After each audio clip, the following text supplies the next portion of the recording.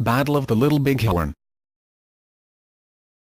The Battle of the Little Bighorn, commonly referred to as Custers Last Stand, was an armed engagement between combined forces of the Lakota, Northern Cheyenne, and Arapaho tribes, against the 7th Cavalry Regiment of the United States Army. The battle, which occurred on June 25 to 26, 1876, near the Little Bighorn River in eastern Montana Territory, was the most prominent action of the Great Sioux War of 1876. It was an overwhelming victory for the Lakota, Northern Cheyenne, and Arapaho, led by several major war leaders, including Crazy Horse and Chief Gall, inspired by the visions of Sitting Bull. The U.S. 7th Cavalry, including the Custer Battalion, a force of 700 men led by George Armstrong Custer, suffered a severe defeat. 5 of the 7th Cavalry's companies were annihilated. Custer was killed, as were 2 of his brothers, a nephew, and a brother-in-law.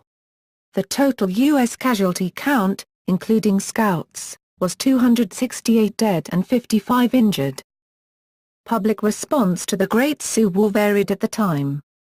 The battle, and Custer's actions in particular, have been studied extensively by historians. Background.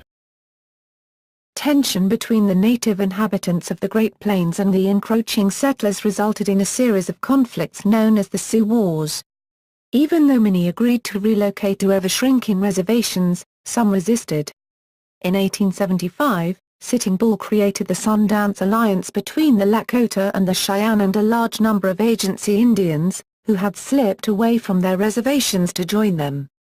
During a Sundance around June 5, 1876 on the Rosebud Creek in Montana, Sitting Bull reportedly had a vision of soldiers falling into his camp like grasshoppers from the sky. At the same time, military officials were conducting a summer campaign to force the Lakota and Cheyenne back to their reservations, using infantry and cavalry in a three-pronged approach. Colonel John Gibbon's column of 6 companies, A, B, E, H, I, and K, of the 7th Infantry and 4 companies, F, G, H, and L, of the 2nd Cavalry marched east from Fort Ellis in western Montana on March 30, to patrol the Yellowstone River. Brigadier General George Crook's column of 10 companies, A, B, C, D, E, F, G, I, L, and M, of the 3rd Cavalry, 5, A, B, D, E, and I, of the 2nd Cavalry, 2 companies, D and F, of the 4th Infantry, and 3 companies, C, G, and H, of the 9th Infantry, moved north from Fort Fetterman in the Wyoming Territory on May 29, marching toward the Powder River area. Brigadier General Alfred Terry's column, including 12 companies, A, B, C, D, E, F, G, H, I, K, L, and M, of the 7th Cavalry under Lieutenant Colonel George Armstrong Custer's immediate command, Companies C and G of the 17th U.S. Infantry, and the Gatling Gun Detachment of the 20th Infantry departed westward from Fort Abraham Lincoln in the Dakota Territory on May 17. They were accompanied by teamsters and packers with 150 wagons and a large contingent of pack mules that reinforced Custer.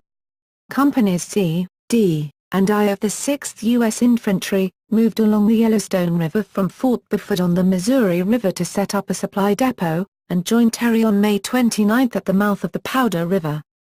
They were later joined there by the steamboat Far West, which was loaded with 200 tons of supplies from Fort Lincoln. The coordination and planning began to go awry on June 17, 1876, when a Crook's column retreated after the Battle of the Rosebud. Surprised and, according to some accounts, astonished by the unusually large numbers of Native Americans in the battle, Crook held the field at the end of the battle but felt compelled by his losses to pull back, regroup and wait for reinforcements. Unaware of Crook's battle, Gibbon and Terry proceeded, joining forces in early June near the mouth of the Rosebud River. They reviewed Terry's plan calling for Custer's regiment to proceed south along the Rosebud, while Terry and Gibbon's united forces would move in a westerly direction toward the Bighorn and Little Bighorn rivers.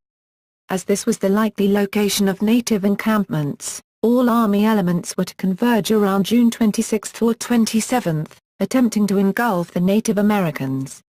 On June 22, Terry ordered the 7th Cavalry, composed of 31 officers and 566 enlisted men under Custer, to begin a reconnaissance and pursuit along the Rosebud, with the prerogative to depart from orders upon seeing sufficient reason.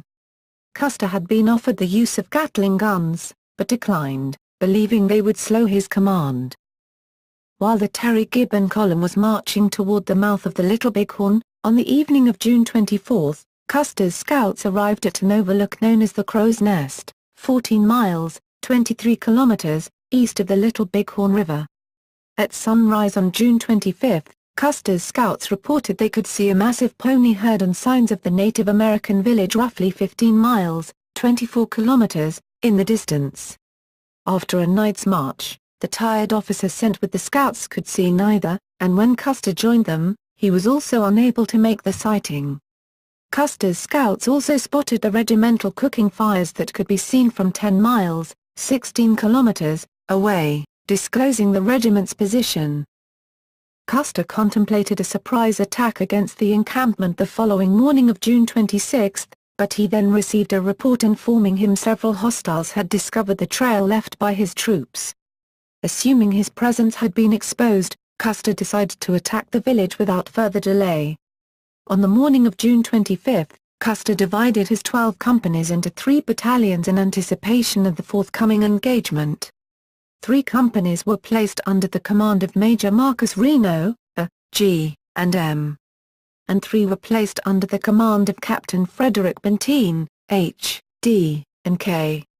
5 companies, C, E, F, I, and L, remained under Custer's immediate command.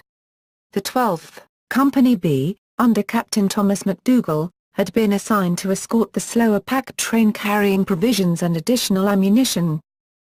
Unknown to Custer, the group of Native Americans seen on his trail were actually leaving the encampment on the Bighorn and did not alert the village. Custer's scouts warned him about the size of the village, with Mitch Bowyer reportedly saying, "General, I have been with these Indians for 30 years, and this is the largest village I have ever heard of." Custer's overriding concern was that the Native American group would break up and scatter.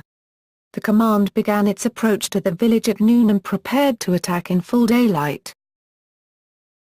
Prelude. 7th Cavalry Organization. The 7th Cavalry was created just after the American Civil War. Many men were veterans of the war, including most of the leading officers. A significant portion of the regiment has previously served 4.5 years at Fort Riley, Kansas, during which time it fought one major engagement and numerous skirmishes, experiencing casualties of 36 killed and 27 wounded. 6 other troopers had died of drowning and 51 from cholera epidemics.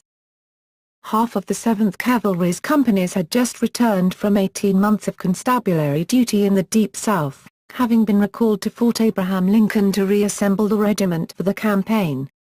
About 20% of the troopers had been enlisted in the prior 7 months, 139 of an enlisted roll of 718, were only marginally trained, and had no combat or frontier experience. A sizable number of these recruits were immigrants from Ireland, England and Germany, just as many of the veteran troopers had been before their enlistments.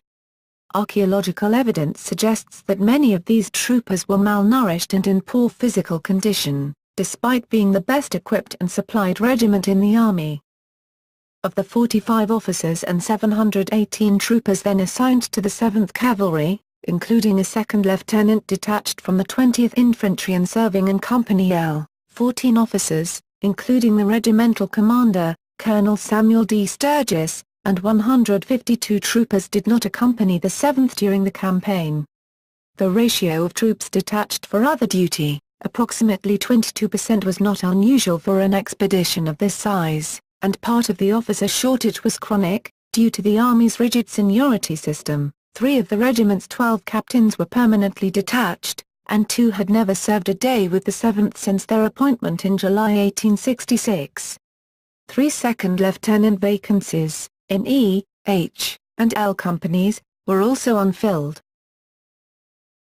Military assumptions prior to the battle. Number of Indian warriors. As the Army moved into the field on its expedition, it was operating with incorrect assumptions as to the number of Indians it would encounter.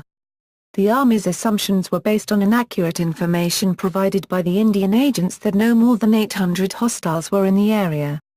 The Indian agents based the 800 number on the number of Lakota led by Sitting Bull and other leaders off the reservation in protest of U.S. government policies.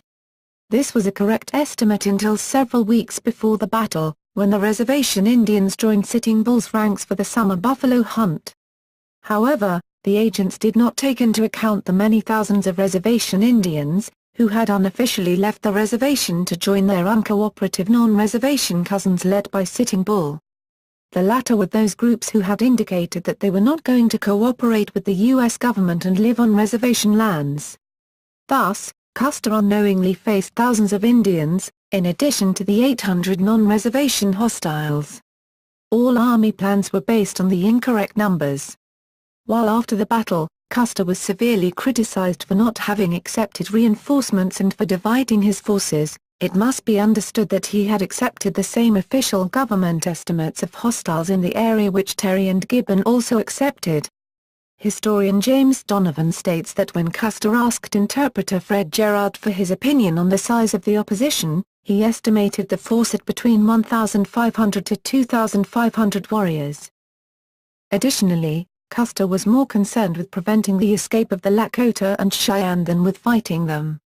From his own observation, as reported by his bugler John Martini, Custer assumed the warriors had been sleeping in on the morning of the battle, to which virtually every native account attested later, giving Custer a false estimate of what he was up against. When he and his scouts first looked down on the village from Crow's Nest across the Little Bighorn River, they could only see the herd of ponies. Looking from a hill 2.5 miles, 4.0 kilometers, away after parting with Reno's command, Custer could observe only women preparing for the day, and young boys taking thousands of horses out to graze south of the village. Custer's Crow scouts told him it was the largest native village they had ever seen. When the scouts began changing back into their native dress right before the battle, Custer released them from his command.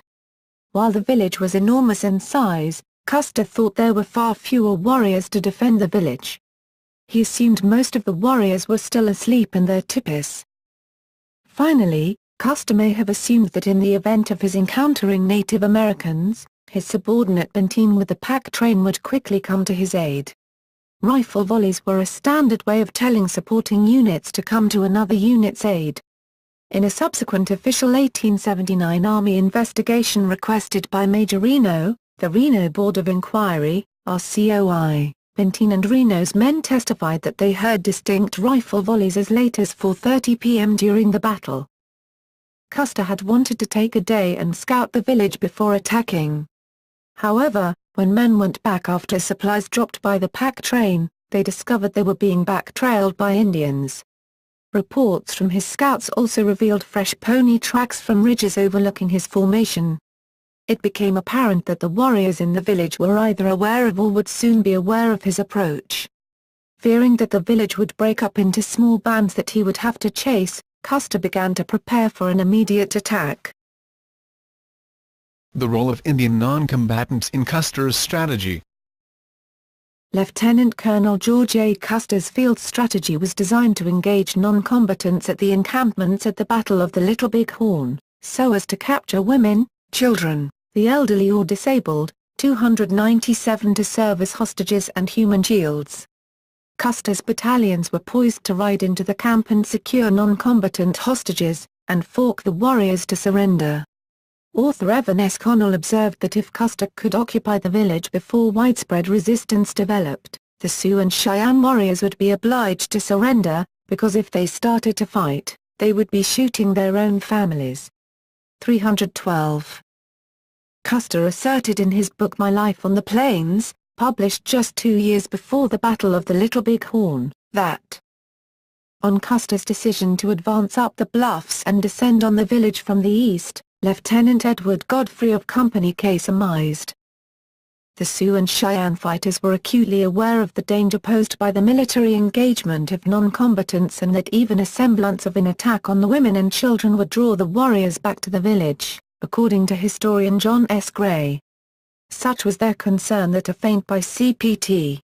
Yates E and F companies at the mouth of Medicine Tail Coulee, Miniconjo Ford, caused hundreds of warriors to disengage from the Reno Valley fight and return to deal with the threat to the village.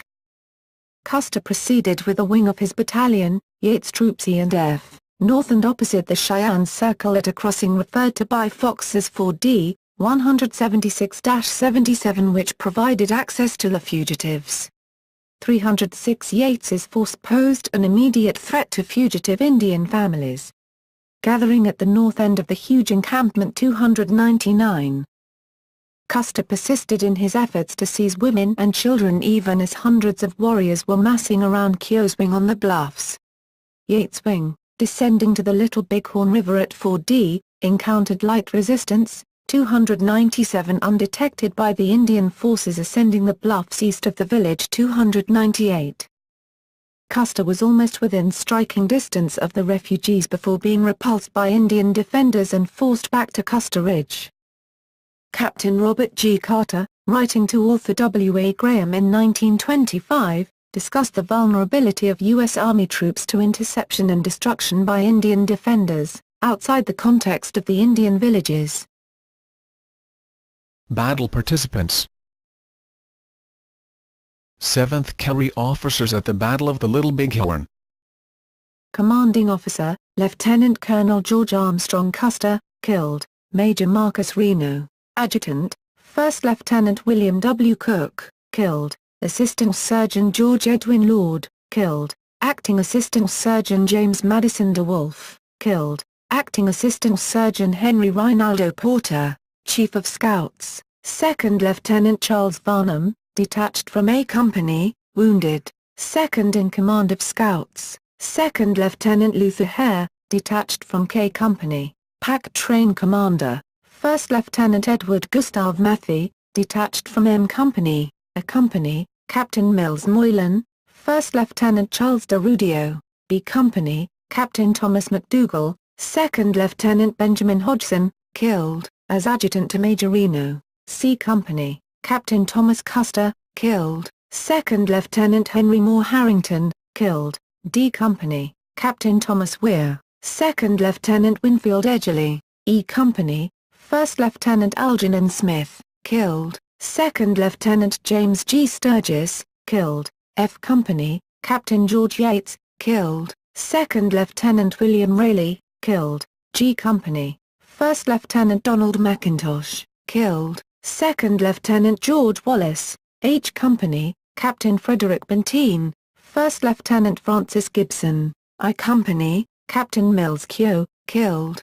1st Lieutenant James Porter, killed. K Company, 1st Lieutenant Edward Settle Godfrey, L Company, 1st Lieutenant James Calhoun, killed. 2nd Lieutenant John J. Crittenden, killed. M Company, Captain Thomas French. Native American leaders and warriors in the battle. Hunk Papa, Lakota, Sitting Bull, Four Horns, Crow King, Chief Gall, Black Moon, Rain in the Face, Moving Robe Women, Spotted Horn Bull, Iron Hawk, One Bull, Bullhead, Chasing Eagle, Sihosapa, Blackfoot Lakota, Crawler, Kill Eagle, Miniconjo, Lakota, Chief Hump, Black Moon, Red Horse, Makes Room, Looks Up, Lame Deer, Dog with Horn, Dog Black Bone, White Bull, Feather Earring, Flying By, Sam's Arcade, Lakota, Spotted Eagle, Red Bear, Long Road, Cloud Man, Iglala, Lakota, Crazy Horse, He Dog, Kicking Bear, Flying Hawk, Chief Long Wolf, Black Elk, White Cow Bull, Running Eagle, Black Fox 2, Brule, Lakota, Two Eagles, Hollow Horn Bear, Brave Bird, Two Kettles, Lakota, Runs the Enemy, Lower Yanktonai, Dakota, Thunder Bear, Medicine Cloud, Iron Bear, Long Tree, Wahpacute, Dakota, Ink Padota, Sounds the Ground as He Walks, White Eagle, White Tracking Earth, Black Powder, Sioux Firearms Trader, Black Powder, Johann Smite, Northern Cheyenne, Two Moons, Wooden Leg, Old Bear, Lame White Man, American Horse, Brave Wolf, Antelope Women, Thunderbull Big Nose, Yellow Horse, Little Shield, Horse Road, Bobtail Horse, Yellow Hare, Bear Walks on a Ridge, Black Hawk, Buffalo Calf Road Woman, Crooked Nose, Noisy Walking, Arapahoes, Waterman, Sage, Left Hand, Yellow Eagle, Little Bird. Notable Scouts interpreters in the battle. The 7th Cavalry was accompanied by a number of scouts and interpreters. Bloody Knife, Arikara Lakota Scout, killed. Bob-tailed Bull, Arikara Scout, killed. Boy Chief, Arikara Scout. Charlie Reynolds, Scout, killed. Curly, Crow Scout. Curling Head, Arikara Scout. Fred Gerard, Interpreter, Goes Ahead, Crow Scout. Goose, Arikara Scout, wounded in the hand by a 7th Cavalry trooper. Hairy Moccasin, Crow Scout. Half Yellow Face, leader of Crow Scouts, also known as Paints Half His Face Yellow, 46. Isaiah Dorman, Interpreter, killed. Little Brave, Arikara Scout, killed. Little Sioux, Arikara Scout. Mitch Bowyer, Scout Interpreter, killed. One Feather, Arikara Scout. Owl, Arikara Scout. Peter Jackson, half Picooney and half Blackfoot brother of William, Scout. Red Bear, Arikara Scout. Red Star, Arikara Scout. Running Wolf, Arikara Scout. Sitting Bear, Arikara Scout. Soldier, Arikara Scout. Strikes the Lodge, Arikara Scout. Strikes 2, Arikara Scout. 2 Moons, Arikara Cheyenne Scout. White Man Runs Him, Crow Scout. White Swan, Crow Scout. Severely Wounded, William Jackson, half Picooney and half Blackfoot Scout. Young Hawk, Arikara Scout. Arapaho participation. Modern-day accounts include Arapaho warriors in this fight, but the 5 Arapaho men were at the encampments only by accident.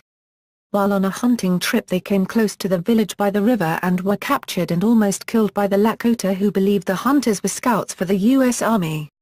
Two Moon, a Northern Cheyenne leader, interceded to save their lives. Battle engagements. Reno's attack.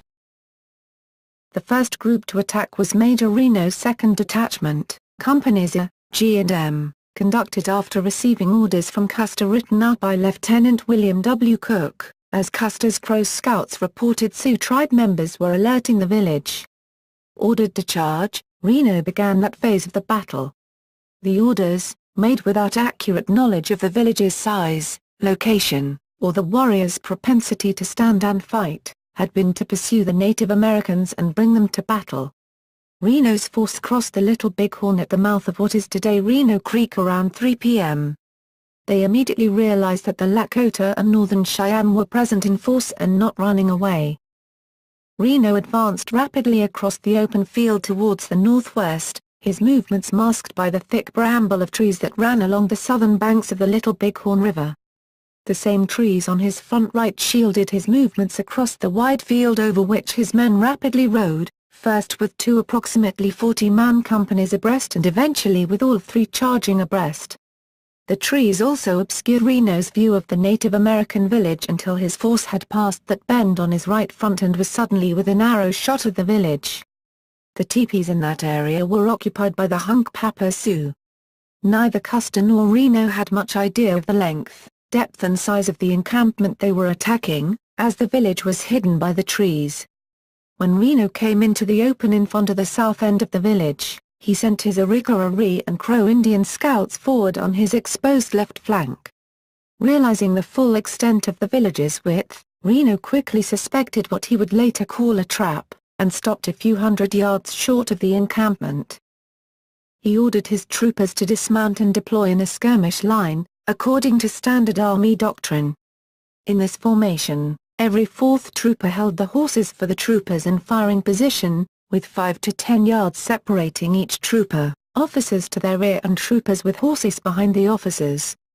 This formation reduced Reno's firepower by 25%. As Reno's men fired into the village and killed, by some accounts, several wives and children of the Sioux leader, Chief Gall, in Lakota, Fsi, mounted warriors began streaming out to meet the attack. With Reno's men anchored on their right by the impassable tree line and bend in the river, the Indians rode hard against the exposed left end of Reno's line. After about 20 minutes of long-distance firing, Reno had taken only one casualty, but the odds against him had risen, Reno estimated 5-1, and Custer had not reinforced him. Trooper Billy Jackson reported that by then, the Indians had begun massing in the open area shielded by a small hill to the left of the Reno's line and to the right of the Indian village. From this position the Indians mounted an attack of more than 500 warriors against the left and rear of Reno's line, turning Reno's exposed left flank. They forced a hasty withdrawal into the timber along the bend in the river. Here the Indians pinned Reno and his men down and set fire to the brush to try to drive the soldiers out of their position. After giving orders to mount, dismount and mount again, Reno told his men, "All those who wish to make their escape follow me," and led a disorderly route across the river toward the bluffs on the other side. The retreat was immediately disrupted by Cheyenne attacks at close quarters. Later Reno reported that 3 officers and 29 troopers had been killed during the retreat and subsequent fording of the river, with another officer and 13 to 18 men missing. Most of these men were left behind in the timber, although many eventually rejoined the detachment. Reno's hasty retreat may have been precipitated by the death of Reno's Arikara scout Bloody Knife, who had been shot in the head as he sat on his horse next to Reno, his blood and brains splattering the side of Reno's face. Reno and Benteen on Reno Hill. Atop the bluffs, known today as Reno Hill, Reno's shaken troops were joined by Captain Benteen's column, Companies D, H and K, arriving from the south. This force had been on a lateral scouting mission when it had been summoned by Custer's messenger, Italian bugler John Martin, Giovanni Martini, with the handwritten message, "Come on. Big village, be quick. Bring packs," packs referring to ammunition, meaning that by this time Custer was most likely aware of the large numbers of natives they were having to face. Benteen's coincidental arrival on the bluffs was just in time to save Reno's men from possible annihilation. Their detachments were reinforced by McDougall's Company B and the pack train. The 14 officers and 340 troopers on the bluffs organized an all-around defense and dug rifle pits using whatever implements they had among them, including knives. This practice had become standard during the last year of the American Civil War, with both Union and Confederate troops utilizing knives, eating utensils, mess plates and pans, to dig effective battlefield fortifications. Despite hearing heavy gunfire from the north, including distinct volleys at 4:20 p.m., Benteen concentrated on reinforcing Reno's badly wounded and hard-pressed detachment, rather than continuing on toward Custer. Benteen's apparent reluctance to reach Custer prompted later criticism that he had failed to follow orders. Around 5 p.m., Captain Thomas Weir and Company D moved out against orders to make contact with Custer. They advanced a mile, to what is today Weir Ridge or Weir Point, and could see in the distance native warriors on horseback shooting at objects on the ground. By this time, roughly 5:25 p.m., Custer's battle may have concluded. The conventional historical understanding is that what Weir witnessed was most likely warriors killing the wounded soldiers and shooting at dead bodies on the Last Stand hill at the northern end of the Custer battlefield. Some contemporary historians have suggested that what Weir witnessed was a fight on what is now called Calhoun Hill. The destruction of Keogh's battalion may have begun with the collapse of L.I.N.C. Company, half of it, following the combined assaults led by Crazy Horse, White Bull, Hump, Chief Gall and others. 240 other native accounts contradict this understanding, however, and the time element remains a subject of debate. The other entrenched companies eventually followed Weir by assigned battalions, first Benteen, then Reno, and finally the pack train. Growing native attacks around Weir Ridge forced all 7 companies to return to the bluff before the pack train, with the ammunition, had moved even a quarter mile. There, they remained pinned down for another day, but the natives were unable to breach this tightly held position. Benteen displayed calmness and courage by exposing himself to native fire and was hit in the heel of his boot by a native bullet. At one point, he personally led a counterattack to push back natives who had continued to crawl through the grass closer to the soldiers' positions. Custer's fight. The precise details of Custer's fight are largely conjectural since none of his men, the 5 companies under his immediate command, survived the battle. The accounts of surviving Indians are conflicting and unclear.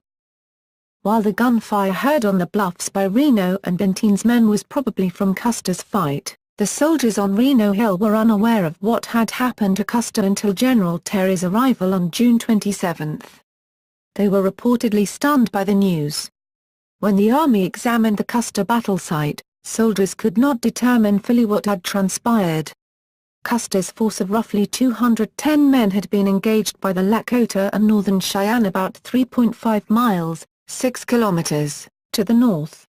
Evidence of organized resistance included apparent breastworks made of dead horses on Custer Hill. By this time, the Lakota and Cheyenne had already removed most of their dead from the field. The soldiers identified the 7th Cavalry's dead as best as possible and hastily buried them where they fell. By the time troops came to recover the bodies, they found most of the dead stripped of their clothing, ritually mutilated, and in an advanced state of decomposition, making identification of many impossible. Custer was found with shots to the left chest and left temple. Either wound would have been fatal, though he appeared to have bled from only the chest wound, meaning his head wound may have been delivered post-mortem. He also suffered a wound to the arm. Some Lakota oral histories assert that Custer committed suicide to avoid capture and subsequent torture, though this is usually discounted since the wounds were inconsistent with his known right-handedness. Other native accounts note several soldiers committing suicide near the end of the battle. His body was found near the top of Custer Hill, which also came to be known as Last Stand Hill. There the United States erected a tall memorial obelisk inscribed with the names of the 7th Cavalry's casualties. Several days after the battle, Curley, Custer's Gross Scout who had left Custer near Medicine Tail Coulee, recounted the battle, reporting that Custer had attacked the village after attempting to cross the river. He was driven back, retreating toward the hill where his body was found. As the scenario seemed compatible with Custer's aggressive style of warfare and with evidence found on the ground, it was the basis of many popular accounts of the battle. According to Pretty Shield, the wife of Goes Ahead, another Crow scout for the 7th Cavalry, Custer was killed while crossing the river. And he died in the water of the Little Bighorn, with 2 bodies, and the blue soldier carrying his flag 136. In this account, Custer was allegedly killed by a Lakota called Big Nose 141. However, in Chief Gall's version of events, as recounted to Lieutenant Edward Settle Godfrey, Custer did not attempt to ford the river and the nearest that he came to the river or village was his final position on the ridge 380. Chief Gall's statements were corroborated by other Indians, notably the wife of Spotted Horn. Bull 379. Given that no bodies of men or horses were found anywhere near the ford, Godfrey himself concluded that Custer did not go to the ford with any body of men. 380. Cheyenne oral tradition credits Buffalo Calf Road woman with striking the blow that knocked Custer off his horse before he died. Custer at Minneconjou Ford. Having isolated Reno's force and driven them away from the encampment, the bulk of the native warriors were free to pursue Custer. The route taken by Custer to his last stand remains a subject of debate. One possibility is that after ordering Reno to charge, Custer continued down Reno Creek to within about a half-mile, 800 m, of the Little Bighorn, but then turned north, and climbed up the bluffs, reaching the same spot to which Reno would soon retreat. From this point on the other side of the river, he could see Reno charging the village. Riding north along the bluffs, Custer could have descended into a drainage called Medicine Tail Coulee, which led to the river. Some historians believe that part of Custer's force descended the coulee, going west to the river and attempting unsuccessfully to cross into the village. According to some accounts, a small contingent of Indian sharpshooters opposed this crossing. White Cow Bull claimed to have shot a leader wearing a buckskin jacket off his horse in the river. While no other Indian account supports this claim, if White Bull did shoot a buckskin-clad leader off his horse, some historians have argued that Custer may have been seriously wounded by him. Some Indian accounts claim that besides wounding one of the leaders of this advance, a soldier carrying a company guidon was also hit.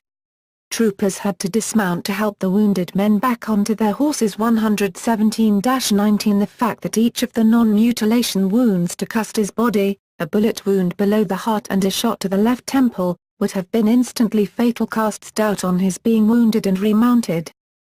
Reports of an attempted fording of the river at Medicine Tail Coulee might explain Custer's purpose for Reno's attack, that is, a coordinated hammer and anvil maneuver, with Reno's holding the Indians at bay at the southern end of the camp, while Custer drove them against Reno's line from the north. Other historians have noted that if Custer did attempt to cross the river near Medicine Tail Coulee, he may have believed it was the north end of the Indian camp, although it was only the middle. Some Indian accounts, however, place the northern Cheyenne encampment and the north end of the overall village to the left, and south, of the opposite side of the crossing. 10-20 The location of the north end of the village remains in dispute, however. Edward Curtis, the famed ethnologist and photographer of the Native American Indians, made a detailed personal study of the battle, interviewing many of those who had fought or taken part in it. First he went over the ground covered by the troops with the Three Crows Scouts. White Man Runs Him, Goes Ahead, and Hairy Moccasin, and then again with Two Moons and a party of Cheyenne warriors.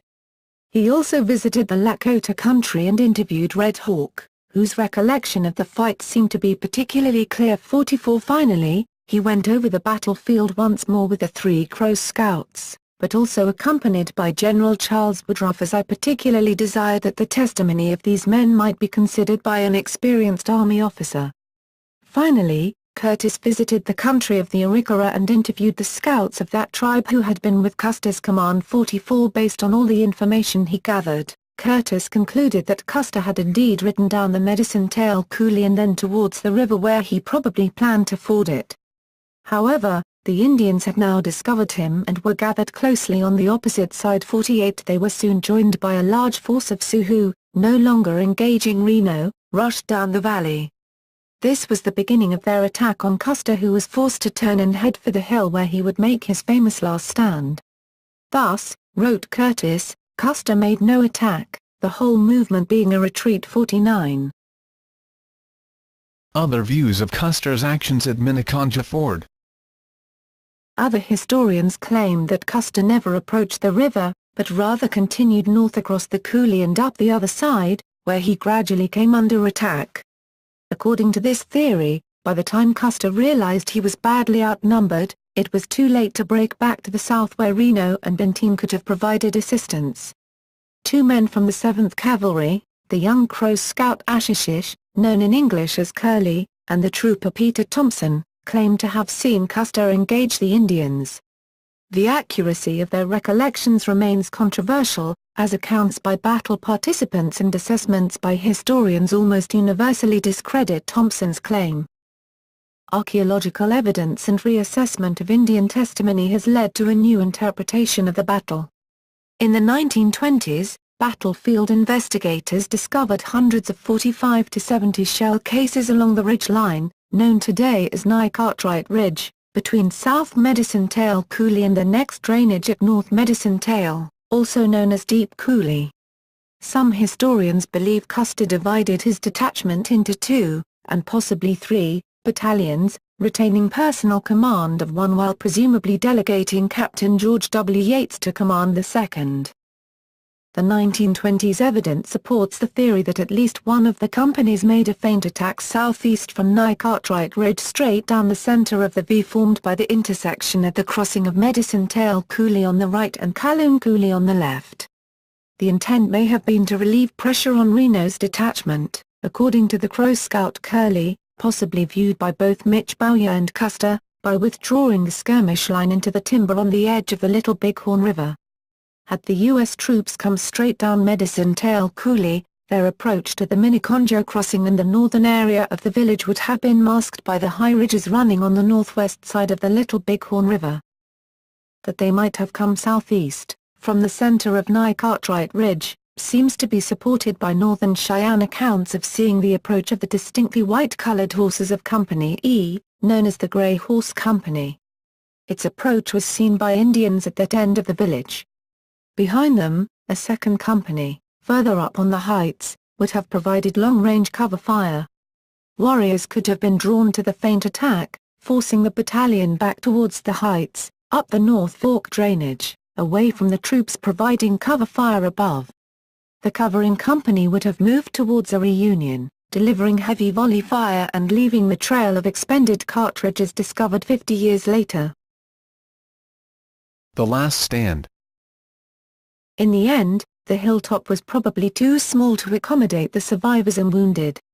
Fire from the southeast made it impossible for Custer's men to secure a defensive position all around Last Stand Hill, where the soldiers put up their most dogged defense. According to Lakota accounts, far more of their casualties occurred in the attack on Last Stand Hill than anywhere else.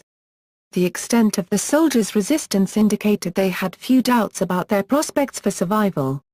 According to Cheyenne and Sioux testimony, the command structure rapidly broke down, although smaller last stands were apparently made by several groups. Custer's remaining companies, E, F, and half of C, were soon eradicated. By almost all accounts, the Lakota annihilated Custer's force within an hour of engagement. David Humphreys Miller, who between 1935 and 1955 interviewed the last Lakota survivors of the battle, wrote that the Custer fight lasted less than 1/2 hour. Other native accounts say the fighting lasted only as long as it takes a hungry man to eat a meal. The Lakota asserted that Crazy Horse personally led one of the large groups of warriors who overwhelmed the cavalrymen in a surprise charge from the northeast, causing a breakdown in the command structure and panic among the troops.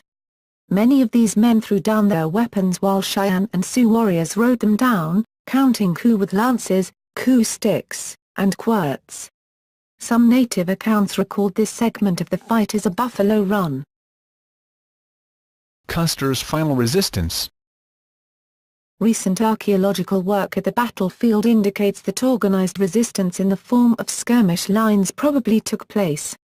The remainder of the battle took on the nature of a running fight. Modern archaeology and historical Indian accounts indicate that Custer's force may have been divided into 3 groups, with the Indians attempting to prevent them from effectively reuniting. Indian accounts describe warriors, including women, running up from the village to wave blankets in order to scare off the soldiers' horses. One 7th Cavalry trooper claimed finding a number of stone mallets consisting of a round cobble weighing 8 pounds to 10 pounds with a rawhide handle, which he believed had been used by the Indian women to finish off the wounded. Fighting dismounted, the soldiers' skirmish lines were overwhelmed. Army doctrine would have called for 1 man in 4 to be a horseholder behind the skirmish lines and, in extreme cases, 1 man in 8. Later, the troops would have bunched together in defensive positions and are alleged to have shot their remaining horses as cover. As individual troopers were wounded or killed, initial defensive positions would have been abandoned as untenable. Under threat of attack, the first American soldiers on the battlefield 3 days later hurriedly buried the troopers in shallow graves, more or less where they had fallen.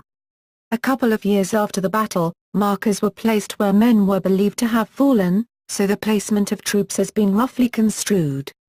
The troops evidently died in several groups, including on Custer Hill, around Captain Mills Keogh, and strung out towards the Little Bighorn River. Last breakout attempt by 28 troopers.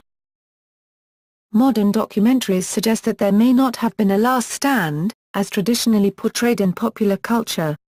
Instead, archaeologists suggest that, in the end, Custer's troops were not surrounded but rather overwhelmed by a single charge. This scenario corresponds to several Indian accounts stating Crazy Horse's charge swarmed the resistance, with the surviving soldiers fleeing in panic. At this point, the fight would have become a rout with warriors riding down the fleeing troopers and hitting them with lances and coup sticks. Many of these troopers may have ended up in a deep ravine 300 to 400 yards away from what is known today as Custer Hill. At least 28 bodies, the most common number associated with burial witness testimony, including that of Scout Mitch Bowyer, were discovered in or near that gulch, their deaths possibly the battle's final actions. Although the marker for Mitch Bowyer has been accounted for as being accurate through archaeological and forensic testing, it is some 65 yards away from Deep Ravine. Other archaeological explorations done in Deep Ravine have found no human remains associated with the battle. According to Indian accounts, about 40 men made a desperate stand around Custer on Custer Hill, delivering volley fire 284-85. The great majority of the Indian casualties were probably suffered during this closing segment of the battle, as the soldiers and Indians on Kaloon Ridge were more widely separated and traded fire at greater distances for most of their portion of the battle than were the soldiers and Indians on Custer Hill 282. Aftermath. After the Custer force was annihilated, the Lakota and Northern Cheyenne regrouped to attack Reno and Benteen. The fight continued until dark, approximately 9 p.m., and for much of the next day, with the outcome in doubt. Reno credited Benteen's leadership with repulsing a severe attack on the portion of the perimeter held by Companies H and M. On June 26, the column under General Terry approached from the north, and the Indians drew off in the opposite direction. The Crow's scout White Man Runs Him was the first to tell General Terry's officers that Custer's force had been wiped out. Reno and Benteen's wounded troops were given what treatment was available at that time. 5 later died of their wounds. One of the regiment's 3 surgeons had been with Custer's column, while another, Dr. DeWolf, had been killed during Reno's retreat. The only remaining doctor was Assistant Surgeon Henry R. Porter. News of the defeat arrived in the East as the U.S. was observing its centennial. The Army began to investigate, although its effectiveness was hampered by a concern for survivors, and the reputation of the officers. From the Indian perspective, the aftermath of the Battle of the Little Bighorn had far-reaching consequences. It was the beginning of the end of the Indian Wars, and has even been referred to as the Indians' last stand in the area. Within 48 hours after the battle, the large encampment on the Little Bighorn broke up into smaller groups as the resources of grass for the horses and game could not sustain a large congregation of people. Iglala Sioux Black Elk recounted the exodus this way: "We fled all night, following the greasy grass. My 2 younger brothers and I rode in a pony drag, and my mother put some young pups in with us. They were always trying to crawl out and I was always putting them back in, so I didn't sleep much." The scattered Sioux and Cheyenne feasted and celebrated during July with no threat from soldiers.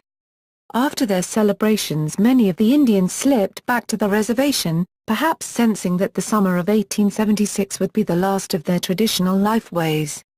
Soon, the number of warriors who still remained at large and hostile amounted to only about 600.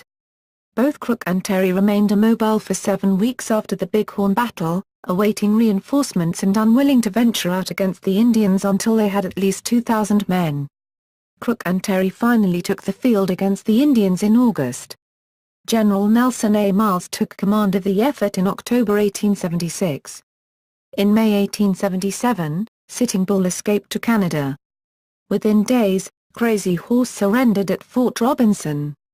The Great Sioux War ended on May 7 with Miles' defeat of a remaining band of Miniconjo Sioux. As for the Black Hills, the Mannapenny Commission structured an arrangement in which the Sioux would cede the land to United States or the government would cease to supply rations to the reservations. Threatened with starvation, the Indians ceded Pahasapa to the United States, but the Sioux never accepted the legitimacy of the transaction. After lobbying Congress to create a forum to decide their claim, and subsequent litigation spanning 40 years, the United States Supreme Court in the 1980 decision United States v.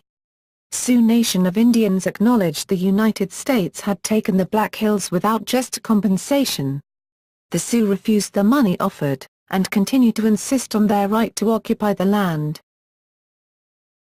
Casualties. Native American casualties. Native American casualties have never been determined and estimates vary widely, from as few as 36 dead, from Native American listings of the dead by name, to as many as 300. The Sioux chief Red Horse told Colonel W. H. Wood in 1877 that the Native Americans suffered 136 dead and 160 wounded during the battle. In 1881, Red Horse told Dr. C. E. McIsney the same numbers, but in a series of drawings done by Red Horse to illustrate the battle, Red Horse drew only 60 figures representing Lakota and Cheyenne casualties. Of those 60 figures, only 30 some are portrayed with a conventional Plains Indian method of indicating death. Many historians do not agree with these categorical numbers, since Native Americans did not keep such statistics. 7th Cavalry casualties. The 7th Cavalry suffered 52% casualties, 16 officers and 242 troopers killed or died of wounds, 1 officer and 51 troopers wounded. Every soldier in the 5 companies with Custer was killed. 3 Indian scouts and several troopers had left that column before the battle. An Indian scout, Curley, was the only survivor to leave after the battle had begun, although for years rumors persisted of survivors. Among the dead were Custer's brothers Boston and Thomas, his brother-in-law James Calhoun, and his nephew Henry Reed. The sole surviving animal reportedly discovered on the battlefield by General Terry's troops was Captain Keogh's horse, Comanche, although other horses were believed to have been taken by the Indians. In 1878, the Army awarded 24 Medals of Honor to participants in the fight on the Bluffs for bravery, most for risking their lives to carry water from the river up the hill to the wounded. Few on the non-Indian side questioned the conduct of the enlisted men, but many questioned the tactics, strategy and conduct of the officers. Indian accounts spoke of soldiers' panic-driven flight and suicide by those unwilling to fall captive to the Indians. While such stories were gathered by Thomas Bailey Markey in a book in the 1930s, it was not published until 1976 because of the unpopularity of such assertions. Although soldiers may have believed captives would be tortured, Indians usually killed men outright and took as captive for adoption only young women and children. Indian accounts also noted the bravery of soldiers who fought to the death. Civilians killed. Boston Custer, brother of George and Thomas, forager for the 7th, Mark Kellogg, reporter, Henry Armstrong Reed, nephew of Custer's, herder for the 7th. Legacy. Reconstitution of the 7th Cavalry, July 1876. Beginning in July, the 7th Cavalry was assigned new officers and recruiting efforts began to fill the depleted ranks. The regiment, reorganized into 8 companies, remained in the field as part of the Terry expedition, now based on the Yellowstone River at the mouth of the Bighorn and reinforced by Gibbon's column. On August 8, 1876, after Terry was further reinforced with the 5th Infantry, the expedition moved up Rosebud Creek in pursuit of the Lakota. It met with Crook's command, similarly reinforced, and the combined force, almost 4,000 strong, followed the Lakota Trail northeast toward the Little Missouri River. Persistent rain and lack of supplies forced the column to dissolve and return to its varying starting points. The 7th Cavalry returned to Fort Abraham Lincoln to reconstitute. The expansion of the U.S. Army. The U.S. Congress authorized appropriations to expand the Army by 2,500 men to meet the emergency after the defeat of the 7th Cavalry. For a session, the Democratic Party-controlled House of Representatives abandoned its campaign to reduce the size of the Army. Word of Custer's fate reached a 44th United States Congress as a conference committee was attempting to reconcile opposing appropriations bills approved by the House and the Republican Senate. They approved a measure to increase the size of cavalry companies to 100 enlisted men on July 24. The committee temporarily lifted the ceiling on the size of the Army by 2,500 on August 15.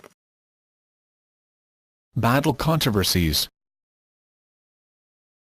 Reno's conduct. The Battle of the Little Bighorn was the subject of an 1879 U.S. Army Court of Inquiry in Chicago, held at Reno's request, during which his conduct was scrutinized. Some testimony by non-Army officers suggested that he was drunk and a coward. The court found Reno's conduct to be without fault. Since the battle, Thomas Rosser, James O'Kelly, and others continued to question the conduct of Reno due to his hastily ordered retreat. Defenders of Reno at the trial noted that, while the retreat was disorganized, Reno did not withdraw from his position until it became apparent that he was outnumbered and outflanked by the Indians. Contemporary accounts also point to the fact that Reno's scout, Bloody Knife, was shot in the head, spraying him with blood, possibly increasing his own panic and distress. Custer's errors.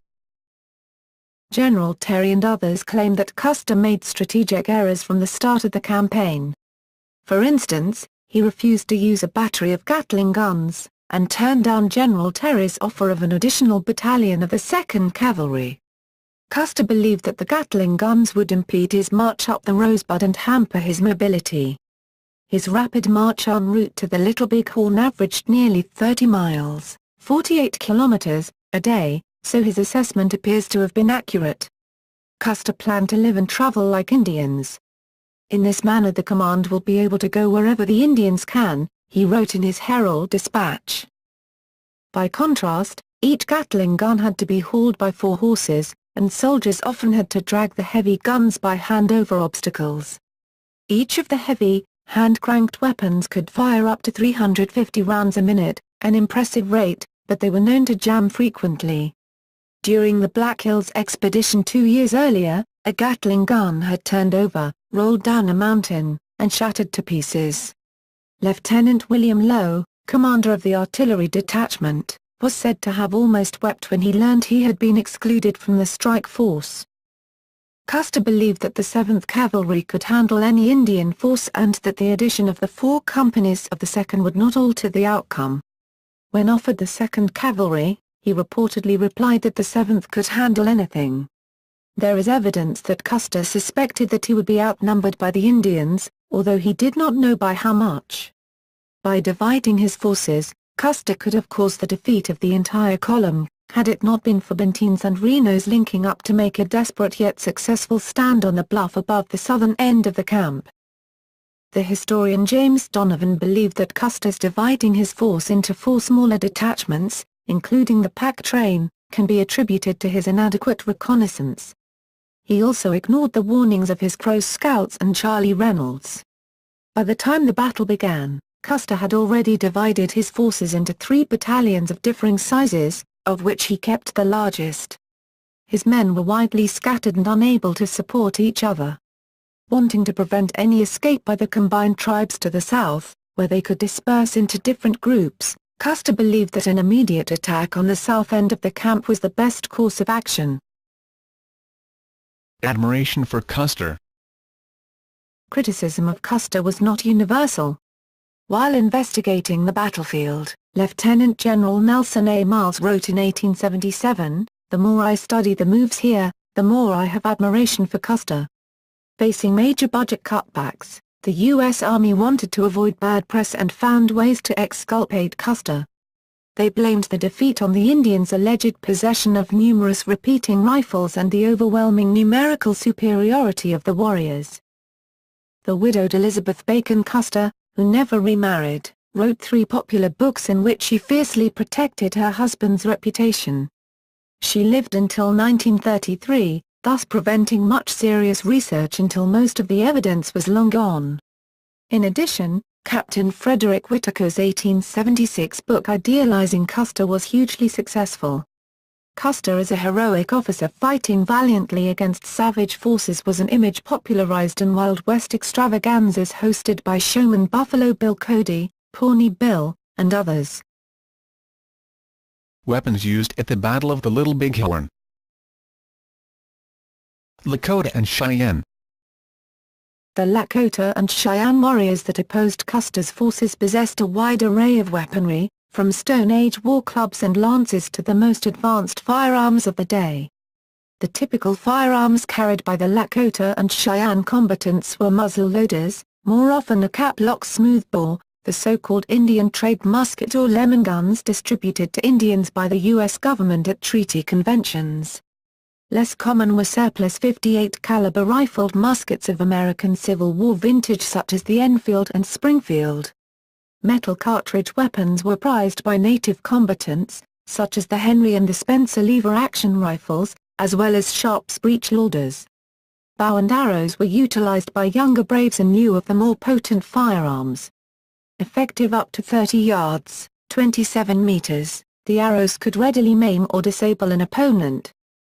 Sitting Bull's forces had no assured means to supply themselves with firearms and ammunition. Nonetheless, They could usually procure these through post traders, licensed or unlicensed, and from gun runners who operated in the Dakota Territory. A horse or a mule for a repeater. Buffalo hides for ammunition. Custer's highly regarded guide, Lonesome Charlie Reynolds, informed his superior in early 1876 that Sitting Bull's forces were amassing weapons, including numerous Winchester repeating rifles and abundant ammunition. Of the guns owned by Lakota and Cheyenne fighters at the Little Bighorn, approximately 200 were repeating rifles, corresponding to about 1 of 10 of the encampment's 2,000 able-bodied fighters who participated in the battle. 7th Cavalry.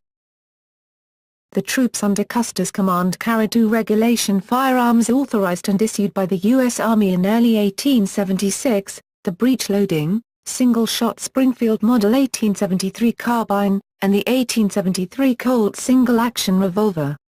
The regulation M1860 saber, or long knives were not carried by troopers upon Custer's order. With the exception of a number of officers and scouts who opted for personally owned and more expensive rifles and handguns, the 7th Cavalry was uniformly armed. Ammunition allotments provided 100 carbine rounds per trooper, carried on an cartridge belt and in saddlebags on their mounts. An additional 50 carbine rounds per man were reserved on the pack train that accompanied the regiment to the battlefield. Each trooper had 24 rounds for his Colt handgun. The opposing forces, though not equally matched in the number and type of arms, were comparably outfitted, and neither side held an overwhelming advantage in weaponry. Lever-action repeaters versus single-action breech-loaders. 200 or more Lakota and Cheyenne combatants are known to have been armed with Henry, Winchester, or similar lever-action repeating rifles at the battle. Virtually every trooper in the 7th Cavalry fought with the single-shot, breech-loading Springfield carbine and the Colt revolver.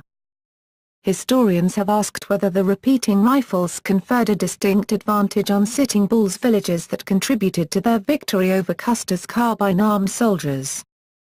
Historian Michael L. Lawson offers a scenario based on archaeological collections at the Henryville site, which yielded plentiful Henry rifle cartridge casings from approximately 20 individual guns. Lawson speculates that, though less powerful than the Springfield carbines, the Henry repeaters provided a barrage of fire at a critical point, driving Lieutenant James Calhoun's L Company from Calhoun Hill and Finley Ridge, forcing them to flee in disarray back to Captain Mills Keogh's 1 Company, and leading to the disintegration of that wing of Custer's battalion. Model 1873 Springfield carbine in the U.S. Army. After exhaustive testing, including comparisons to domestic and foreign single-shot and repeating rifles, the Army Ordnance Board, whose members included officers Marcus Reno and Alfred Terry, authorized the Springfield as the official firearm for the United States Army. The Springfield, manufactured an A45-70 long rifle version for the infantry and A45-55 light carbine version for the cavalry, was judged a solid firearm that met the long-term and geostrategic requirements of the United States fighting forces. British historian Mark Gallier maintains that U.S. government experts rejected the lever-action repeater designs, deeming them ineffective in the event of a clash with fully equipped European armies, or in case of an outbreak of another American civil conflict. Gallier's analysis minimizes the allegation that rapid depletion of ammunition in lever-action models influenced the decision in favor of the single-shot Springfield. The Indian War, in this context, appears as a minor theater of conflict, whose contingencies were unlikely to govern the selection of standard weaponry for an emerging industrialized nation.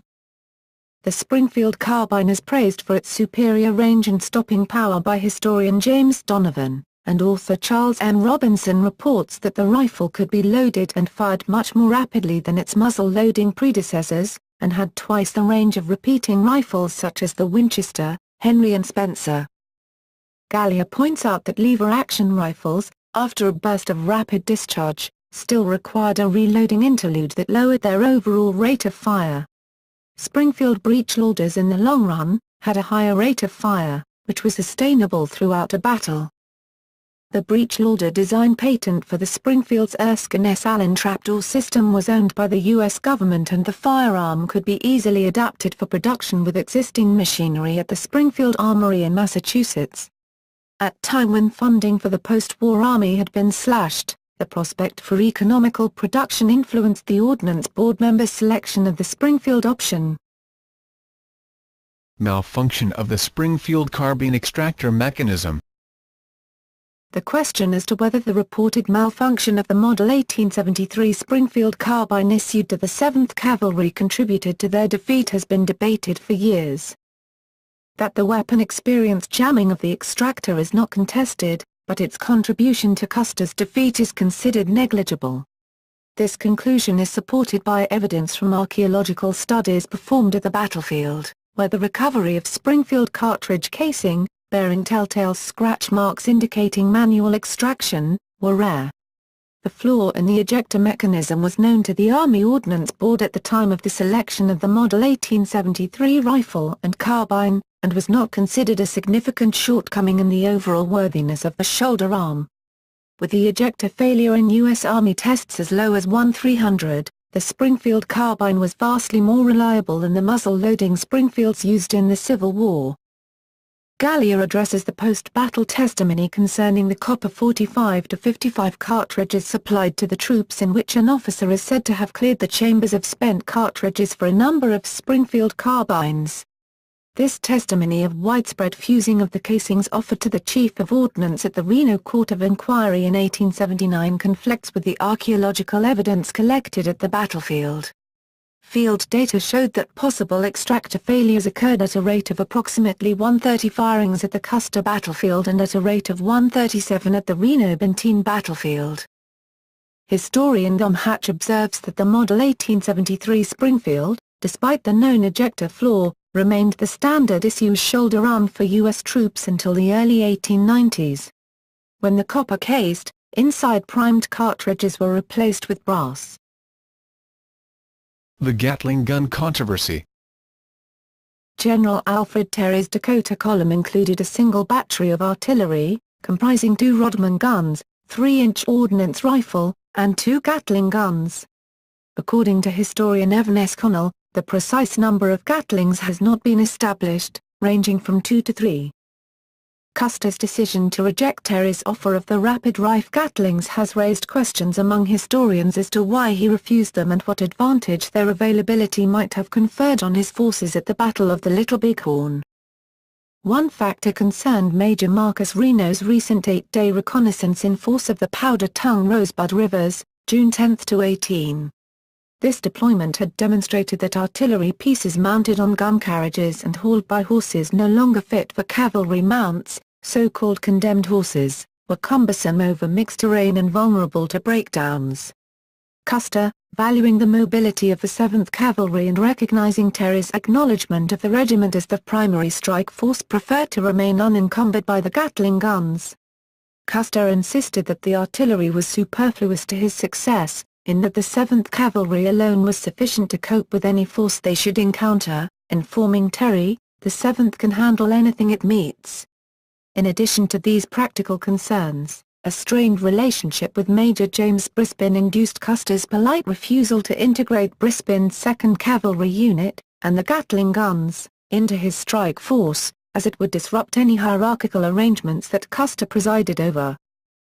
Historians have acknowledged the firepower inherent in the Gatling gun. They were capable of firing 350.45-70 caliber rounds per minute. Jamming caused by black powder residue could lower that rate, raising questions as to their reliability under combat conditions. Researchers have further questioned the effectiveness of the guns under the tactics that Custer was likely to face with the Lakota and Cheyenne warriors. The Gatlings, mounted high on carriages, required the battery crew to stand upright during its operation, making them easy targets for Lakota and Cheyenne sharpshooters. Historian Robert M. Utley, in a section entitled "Would Gatling Guns Had Saved Custer?", presents 2 judgments from Custer's contemporaries. General Henry J. Hunt, expert in the tactical use of artillery in Civil War, stated that Gatlings would probably have saved the command, whereas General Nelson A. Miles, participant in the Great Sioux War declared were useless for Indian fighting. Battle survivor claims. Soldiers under Custer's direct command were annihilated on the first day of battle. However, over 120 men and women would come forward over the course of the next 70 years claiming they were the lone survivor of Custers' Last Stand. The phenomena became so widespread that one historian remarked, had Custer had all of those who claimed to be the lone survivor of his 2 battalions, he would have had at least a brigade behind him when he crossed the Wolf Mountains and rode to the attack. The historian Earl Alonzo Brinnenstall suggested he had collected at least 70 lone survivor stories. Michael Nunnally, an amateur Custer historian, wrote a booklet describing 30 such accounts. It has been said that even Mrs. Libby Custer received dozens of letters from men, in shocking detail, about their sole survivor experience. At least 125 alleged single survivor tales have been confirmed in the historical record as of July 2012. Frank Finkel, from Dayton, Washington, had such a convincing story that historian Charles Keilman believed the alleged survivor, going so far as to write a lengthy defense of Finkel's participation in the battle. Douglas Ellison, mayor of Medora, North Dakota, and an amateur historian, also wrote a book in support of the veracity of Finkel's claim. Most scholars reject Finkel's claim. Some of these survivors held a form of celebrity status in the United States, among them Raymond Hatfield, Arizona Bill Gardner and Frank Tarboe. A few even published their own autobiographies including their deeds at the Little Bighorn. Almost as soon as men came forward implying or directly pronouncing their unique role in the battle, there were others who were equally opposed to any such claims. Theodore Golden, a battle participant who later became a controversial historian on the event, wrote that Battlefield preservation. The site was first preserved as a United States National Cemetery in 1879, to protect the graves of the 7th Cavalry troopers. In 1946 it was redesignated as the Custer Battlefield National Monument, reflecting its association with the general. In 1967, Major Marcus Reno was reinterred in the cemetery with honors, including an 11-gun salute. In the late 20th century, recognizing the larger history of the battle between two cultures, Congress in 1991 renamed the site the Little Bighorn Battlefield National Monument. United States memorialization on the battlefield began in 1879 with a temporary monument to U.S. dead. In 1881 the current marble obelisk was erected in their honor. In 1890 marble blocks were added to mark the places where the U.S. cavalry soldiers fell. Nearly 100 years later, ideas about the meaning of the battle have become more inclusive. The United States government acknowledged that Native American sacrifices also deserved recognition at the site. The 1991 bill changing the name of the national monument also authorized an Indian memorial to be built near Last Stand Hill in honor of Lakota and Cheyenne warriors. The commissioned work by native artist Colleen Kutzschall is shown in the photograph at right. On Memorial Day 1999, in consultation with tribal representatives, the U.S. added 2 red granite markers to the battlefield to note where Native American warriors fell.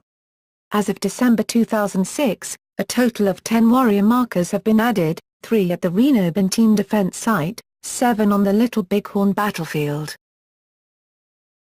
Battle of the Little Bighorn in popular culture. In paintings. In 1896, Anheuser-Busch commissioned from Otto Becker a lithographed, modified version of Cassilis Adams' painting Custer's Last Fight, which was distributed as a print to saloons all over America. It is reputed to still be in some bars today. Edgar Samuel Paxson completed his painting Custer's Last Stand in 1899. In 1963 Harold McCracken, the noted historian and Western art authority, deemed Paxson's painting the best pictorial representation of the battle, and from a purely artistic standpoint, one of the best if not the finest pictures which have been created to immortalize that dramatic event. Noted artist Charles Marion Russell painted the Custer fight in 1903, concentrating on the Indians. In 1996 Alan Mardin completed one of his most significant works, The Battle of Greasy Grass, which remains in the permanent collection of the Buffalo Bill Historical Center and the Whitney Gallery of Western Art in Cody, Wyoming. In film, television and on radio.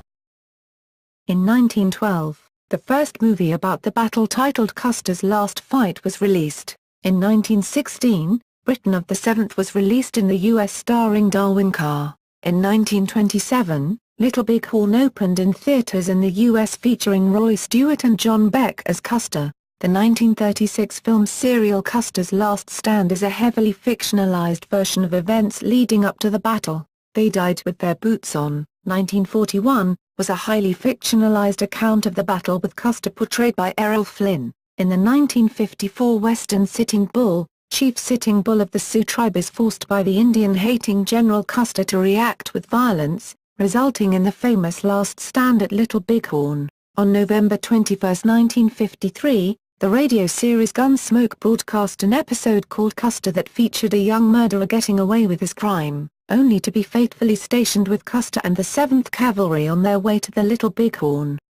It was rebroadcast on September 22, 1957 and also adapted for the television episode that aired on September 22, 1956. In 1956 movie, 7th Cavalry, directed by Joseph H. Lewis, the Captain Benson, Randolph Scott, aide-de-camp of Colonel Custer, comes back to the fort just after the battle and discovers half of the men died.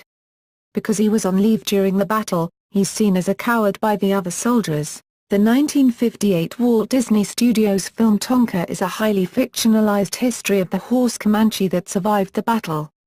This was the first film to tell the story from the Indian point of view, with a fairly accurate version of the battle taking place near the end of the film. The Comanche episode of Have Gun Will Travel airing May 16, 1959 has Paladin hearing the gunfire in the distance, and arriving at the Little Bighorn shortly after the battle. In a 1963 episode of The Twilight Zone titled The Seventh is Made Up of Phantoms, 3 members of a modern National Guard troop suddenly join the battle on the side of Custer but are unable to use their M5 Stuart tank. The 1965 film The Great Sioux Massacre stars Philip Carey as Custer and Darren McGavin as Captain Benteen, called Benton in this film. A 1966 episode of The Time Tunnel titled Massacre, the time travelers try to stop the battle by warning each side of the consequences. A 1967 television series Custer, starring Wayne Maunder in the title role, lasted 17 episodes before cancellation. The 1967 film Custer of the West stars Robert Shaw as Custer and concludes with the Little Bighorn battle.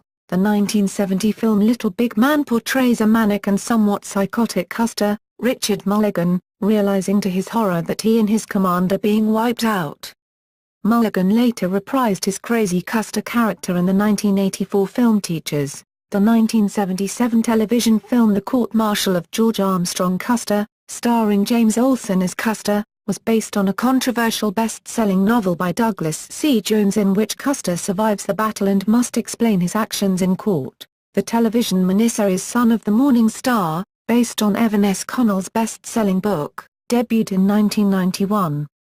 A film recounted the story of Custer, Gary Cole, and the Battle of the Little Bighorn. The History Bites episode The Truth Is Out There explored the battle via a parody of The X-Files, among other things. The 2005 TV miniseries Into the West included a version of the battle. In 2007 the BBC presented a 1-hour drama documentary titled Custers Last Stand. In 2011 the BBC broadcast a radio programme in which Melvyn Bragg, and guests, discussed the battle. In fiction. The 1956 novel The Dice of God written by Hoffman features a fictionalized account of the battle. It was filmed by Levy Gardner Lavin in 1965 as The Glory Guys. The protagonist of Thomas Berger's 1964 novel Little Big Man describes himself as the sole white survivor of the Battle of the Little Bighorn. While not the focus of the book, the battle serves as the climactic episode of the narrative. George MacDonald Fraser placed his fictional anti-hero Flashman at the battle in his book Flashman and the Redskins.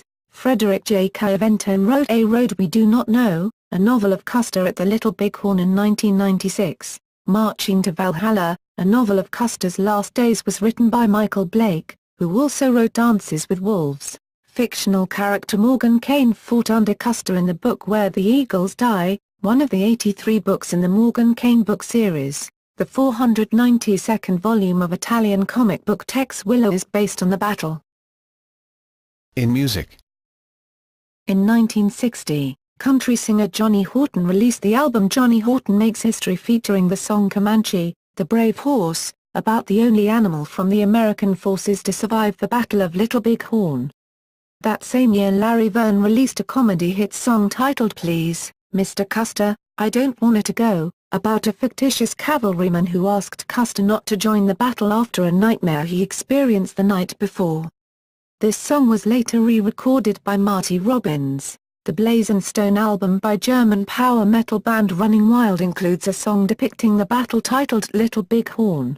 The Return of the Pride album by rock band White Lion includes a song depicting the battle titled Battle at Little Bighorn. In 1989, British keyboard player Rick Wakeman composed the song Custers Last Stand, released on his 1988 album The Time Machine. The title track from the Minutemen album The Punchline, 1981, documents the battle in a facetious manner. The song Glory Hunter by heavy metal band Armored Saint from their 1984 album March of the Saint. The song Battle of Little Bighorn by Christian artist and Native American Red Cloud from his album Hawthorne's Most Wanted. The song Trip to Little Bighorn by country artist Marty Stewart from his 2005 album Badlands, Ballads of the Lakota. The British comedian Charlie Drake, June 19, 1925–December 23, 2006, released a single called Mr. Custer in 1960. It was a comedy song concerning a soldier who didn't want to go to Little Bighorn and reached number 12 in the British charts. In video games. The video game Darkest of Days has the player participate in the battle as a soldier under Custer's command. The battle appears as the final level in the campaign of the computer game Age of Empires 3, The War Chiefs, where the player must kill Custer and his troops as part of the Native American Army. While the Terry Gibbon column was marching toward the mouth of the Little Bighorn, on the evening of June 24, Custer's scouts arrived at an overlook known as the Crow's Nest, 14 miles, 23 kilometers, east of the Little Bighorn River.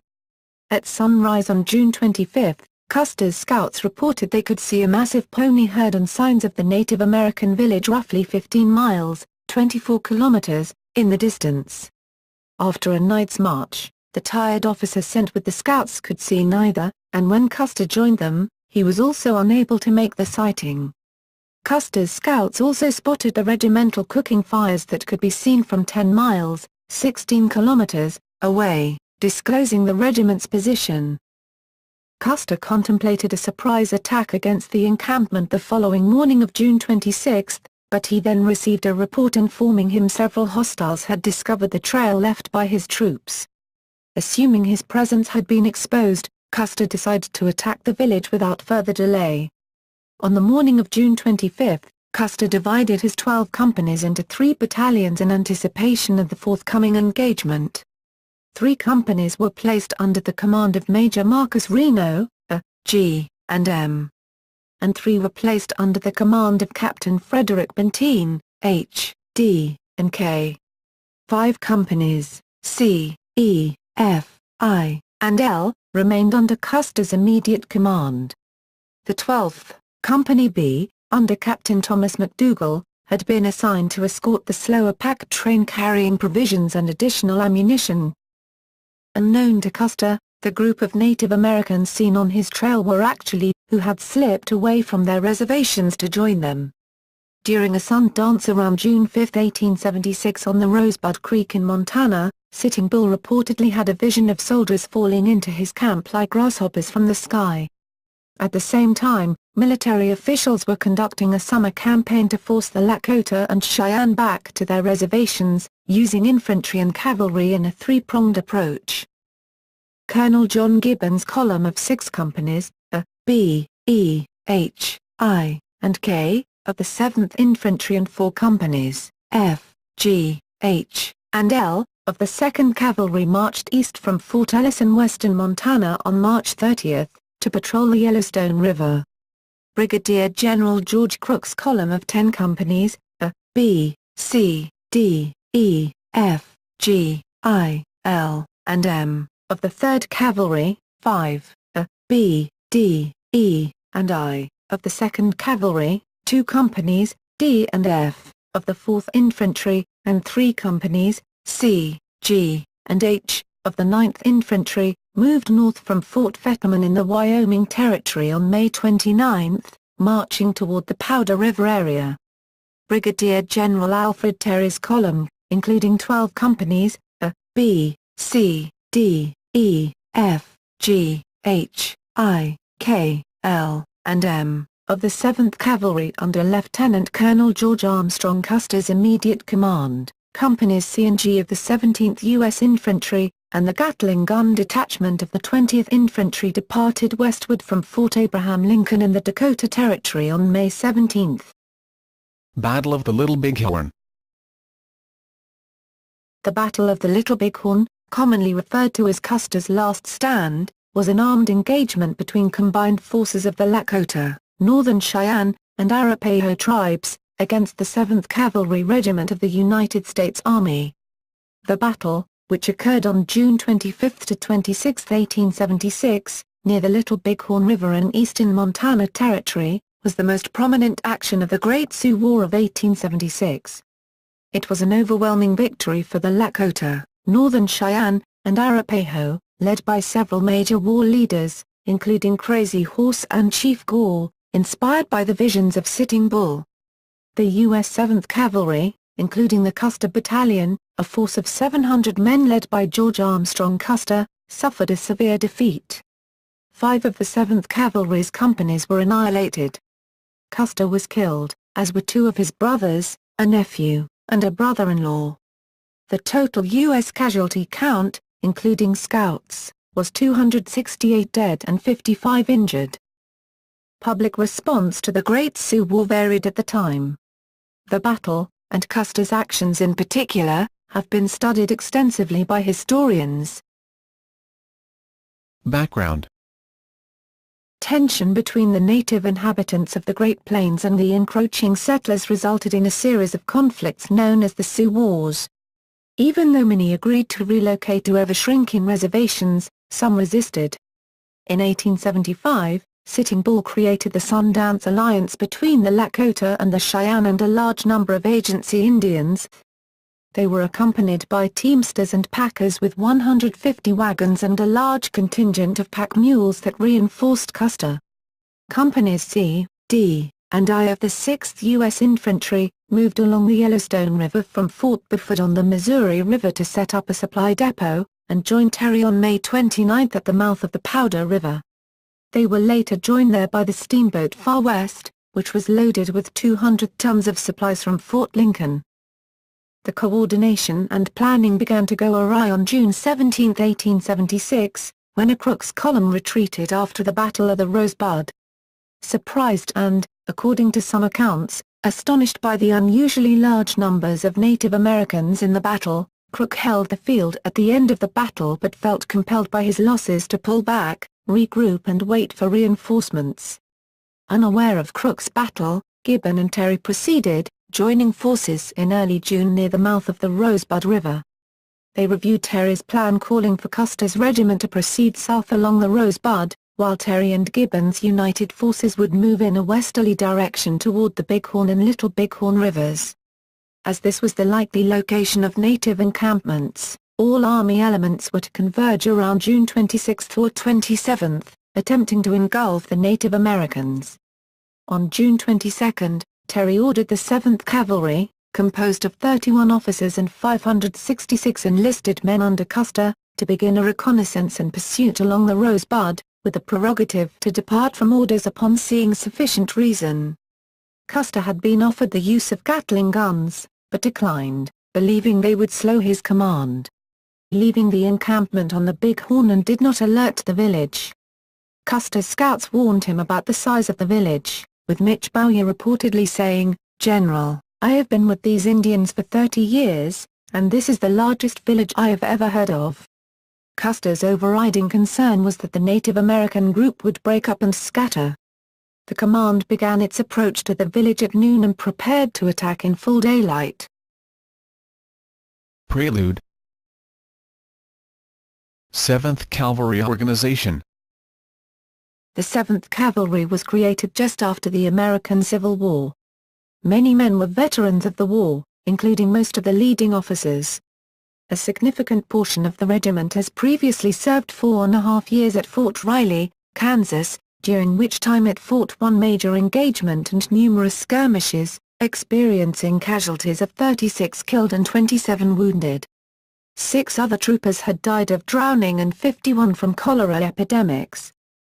Half of the 7th Cavalry's companies had just returned from 18 months of constabulary duty in the Deep South, having been recalled to Fort Abraham Lincoln to reassemble the regiment for the campaign. About 20% of the troopers had been enlisted in the prior 7 months, 139 of an enlisted roll of 718, were only marginally trained, and had no combat or frontier experience. A sizable number of these recruits were immigrants from Ireland, England and Germany, just as many of the veteran troopers had been before their enlistments. Archaeological evidence suggests that many of these troopers were malnourished and in poor physical condition, despite being the best equipped and supplied regiment.